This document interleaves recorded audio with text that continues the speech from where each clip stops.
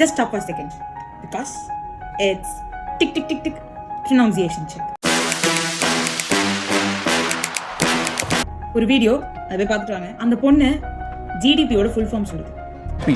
gross development, gross domestic. அதுல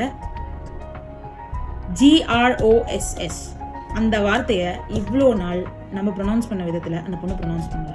அப்போ யார் பண்ணது கரெக்டு? அந்த பொண்ணு பண்ணது கரெக்டா இல்லை நம்ம கிராஸ்ன்னு சொல்கிறோமே அது கரெக்டா? கிராஸ் தப்பான ப்ரொனவுன்சியேஷன். கரெக்ட் ப்ரொனவுன்சியேஷன் அந்த பொண்ணு சொன்னது தான். It's gross. ஒரே ஒரு சிலபிள் வேர்டு தான், அதனால ஸ்ட்ரெஸ் ஸ்டார்டிங்லேயே வந்துடுது. ஓகேவா? கிராஸ் இல்லை, கிராஸ்ன்னு சொல்லும்போது 2 சிலபிளாக மாறிடுது. கிராஸ் தப்பான ப்ரொனவுன்சியேஷன். gross domestic product. அவங்க ஆக்சுவலி gross development productனு சொல்லியிருக்காங்க. The right full form is gross domestic product. Ta-da!